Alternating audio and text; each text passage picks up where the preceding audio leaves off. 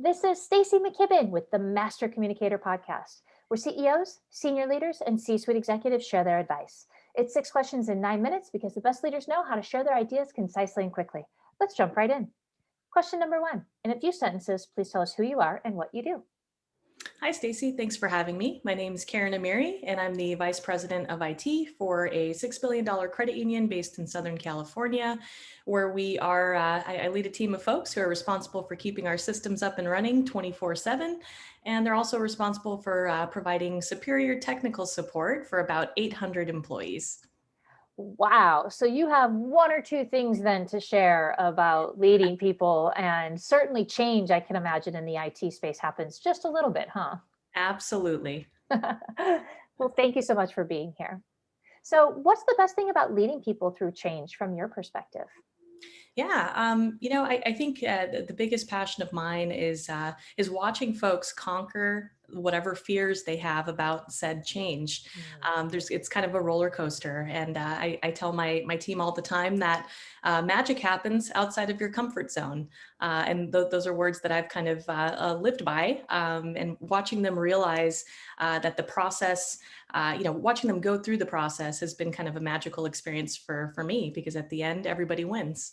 It's really about kind of explaining the why and getting them to truly embrace the idea that change is inevitable, especially in the technology world.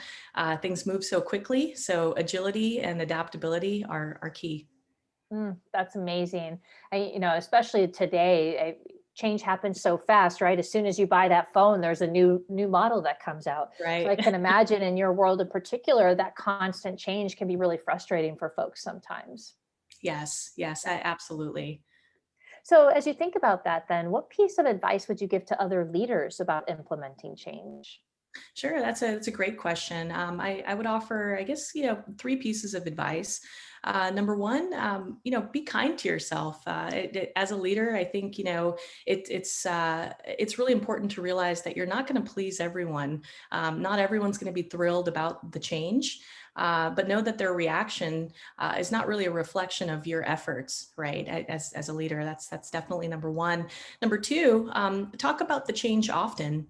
It's about consistency and explaining the why, not just announcing it once and then just hoping that people are going to get it and run with it. But I sent that email. Exactly, right? No, it's talking about it all the time. And lastly, involving others in the conversation about how to implement that change, truly empowering them, giving them a seat at the table, and kind of politely forcing them to speak up. If there's somebody who's typically a little quiet, right? Maybe kind of ask them to weigh in. We had a recent example. Obviously, like many folks, we've had to quickly transition our company to begin working from home. And Mhm. we had several roundtable team discussions, and that really paid off in our ability to get people home, working from home safely and efficiently. So it really paid off to kind of say, hey, John, go ahead and tell me how you feel about this, right? And we can do it together. That's amazing. And it bridges perfectly into my next question, which I've been hearing a ton from other leaders that having people work from home has been really challenging to lead by, that you're having a hard time engaging with them, that you don't get the benefit of the walk by leadership or bumping into people at the water cooler. I'm curious, are you experiencing some of the same things, and how have you overcome that? Yeah, for sure. I mean, I think this was, 2020 was a big adjustment for all of us, right?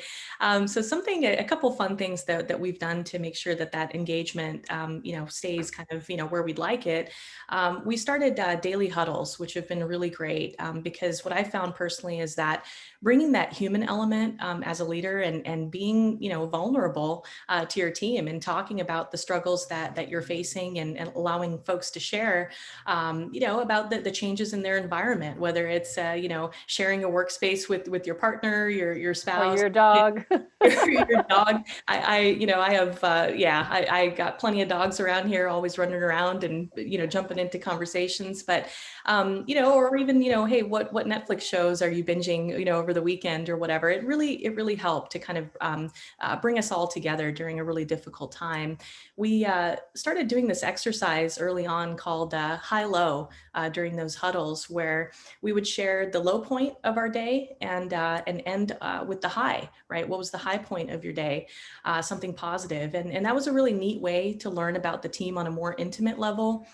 Something that we probably honestly wouldn't have gotten to do while physically in the office because it was all business all the time, running from Right. meeting. So yeah, it's been pretty great. It's been pretty effective as well. I think too, we're starting to see, as you say that, it makes me think of how, again, it was all business before, and now we're really starting to get a chance to interact with the humans behind the business. That's right. When you see into somebody's home, it's a very intimate experience, I think. Think of how Yeah, many coworkers you absolutely. had at your house before COVID hit, and now how many people have seen directly into your space, right? That's right. That's right. It's been actually really, a really a fun experience too, because I actually learned that some of my team members have written books and, stuff that I just Uh, wouldn't have found out before. So it's been pretty cool. that is very cool. But it takes your initiative to figure that out, to go investigate, right? It's just not going to happen. Absolutely. So then that kind of leads me to my next question, which is what's the most important daily practice to you as a leader? What's that non-negotiable? Yeah, yeah, that's an interesting question and one that I think about a lot because there's so many daily practices, honestly, that are required for us to kind of maintain just a sense of balance and productivity at the same time. But one of the things that I really kind of hone in on is organization. Organization is everything for me, especially back-to-back meetings, preparing for those meetings, project due dates, administrative deliverables. I mean, you name it. Setting aside time to reply back to emails, all that fun stuff. So setting aside 10 to 15 minutes each day so that I can organize my Outlook calendar, block out chunks of time for those tasks to ensure that they get done. And making sure that I hold myself accountable where if I don't get to whatever that task is in that day, moving it to the following That's workday right. so that it actually gets done. It's kind of a Franklin Covey, inspired by Covey approach, but it's really been helpful and effective for me. Reminds me of that Chinese puzzle, right, where the little one piece is missing and you move around all the pieces to get your picture, but That's it's right. right, but you can't get right. It's like they can move around, but they got to stay within that frame, and that's kind of how I feel like our work week, right? It can move around in the week, but it's still got to get done somewhere in there. That's so true. It's so true. That's awesome. So, magic question number 6. What other successful business leaders like yourself should be on the show? In other words, who else should we be paying attention to? Where do you get your influence from or inspiration? Yeah, that's such a an amazing question, and there's so many folks that come to mind. I just see all these faces as you ask that. But there's three folks that I'd really like to kind of highlight there. Number one, Sharon Mosley. She's not just because she's my boss at the credit union I work at, but she's our CIO, and she's been truly an inspiration to women and men in technology. I've learned so much from her, and she's just honestly a really great person as well. Mm, And the next person would be Kathy Chicas, who is the COO of Farmers Insurance Credit Union. I was really in awe of the extraordinary leadership she demonstrated during the pandemic, during the social unrest that we all, have faced yeah. over the last year. And she was very vocal about starting conversations around DEI at her organization kind of before it was cool, right? And I was really inspired by that.